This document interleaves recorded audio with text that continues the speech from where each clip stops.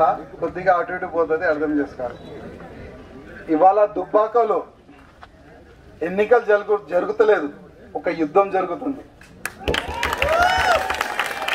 కొన్ని రోజు ముందు మనం చూస్తున్నాం, మన ఎదురుగా ఉన్న మన ఆపోజిషన్ టిఆర్ఎస్ వాళ్ళు గుండెలు ఎంత దౌర్జన్యం భారతీయ జనతా పార్టీ అధికారుల పైన కానీ, కార్యకర్తల పైన కానీ, క్యాండిడేట్ మా రఘునందన్ అన్న గారి పైన కానీ ఎన్ని కుట్రలు చేస్తున్నారు మీరందరూ చూస్తున్నారు.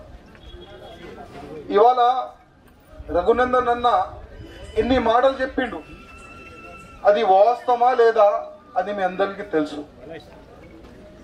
దుబ్బాక ప్రతి గల్లీ, ప్రతి ఇంటి, ప్రతి విషయం అన్నకి తెలుసు.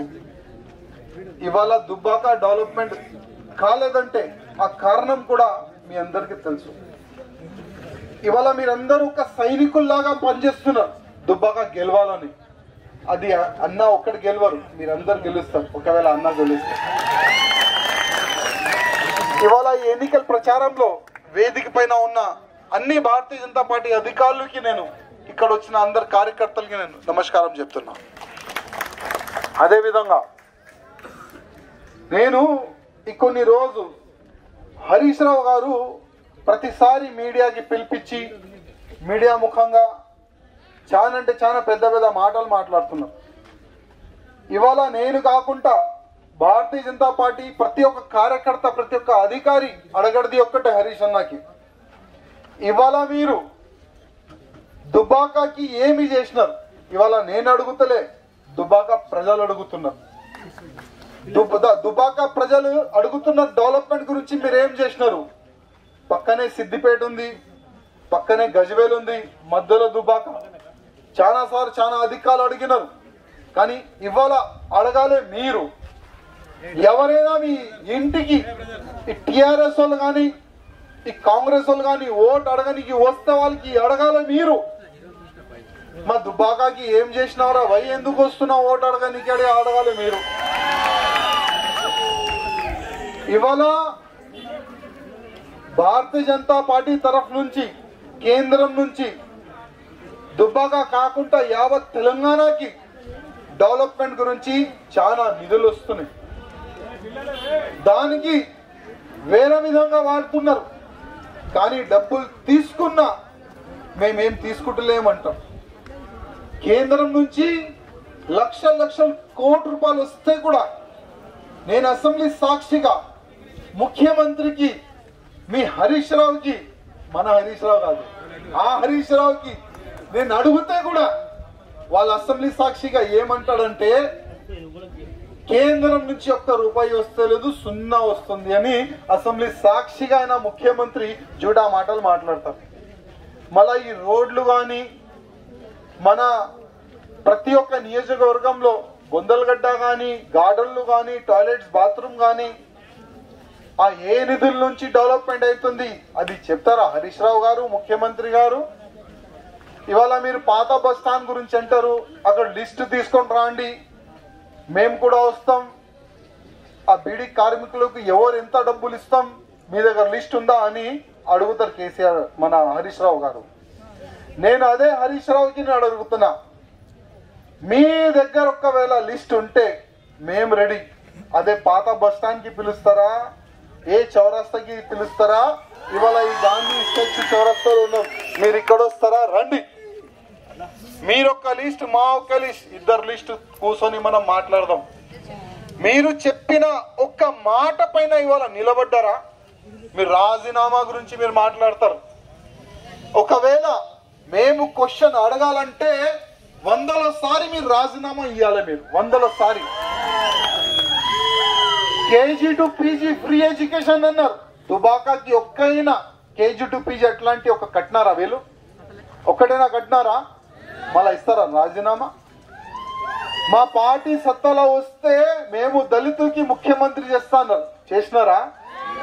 మళ్ళా అదే అయ్యా కొడుకు కూతురు ఈయన కూర్చుండు ఒక పెద్ద నాగపాములాగా.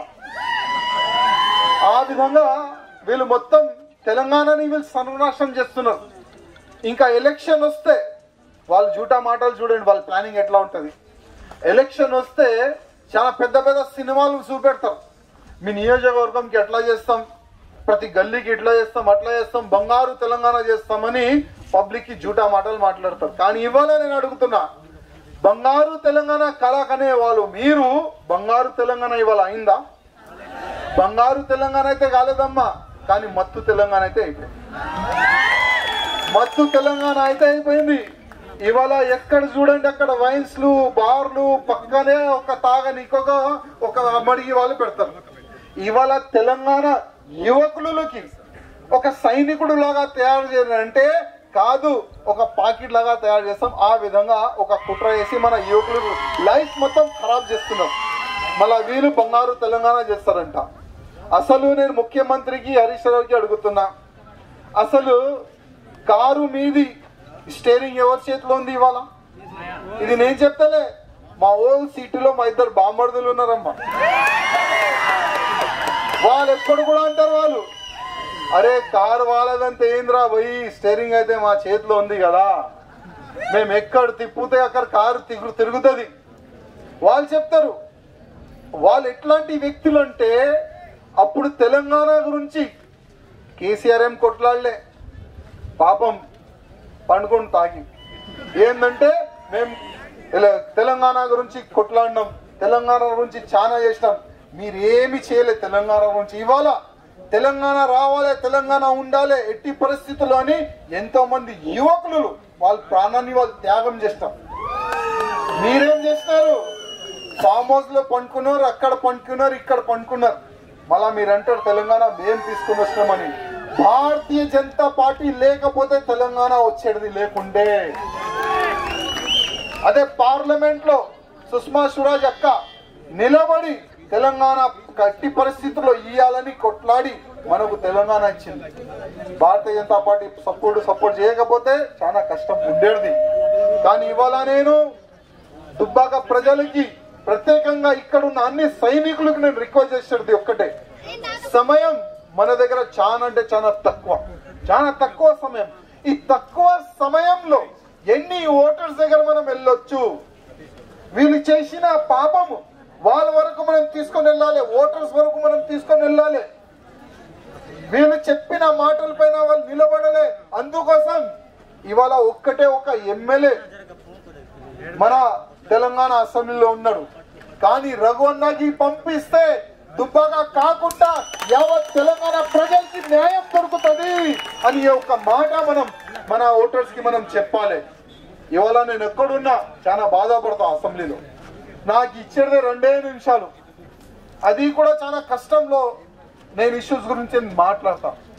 కానీ రగన్న అట్లాంటి వ్యక్తి నాకు అసెంబ్లీలో దొరికితే ఆడుకుంటాం ఫుట్బాల్ లాగా, అందరినీ ఫుట్బాల్ లాగా మేము ఆడుకుంటాం. కానీ నేను దండం పెట్టి మీకు రిక్వెస్ట్ చేస్తున్నా, రఘన్నకు నాకు ఇచ్చేసేయండి. మీరు రఘువన్నకి గెలిపించి నాకు ఇచ్చేసేయండి. అప్పుడు చూడండి దుబ్బాక కాకుండా మొత్తం తెలంగాణకి ఏ విధంగా మేము ముందుకు తీసుకొని వెళ్తాం.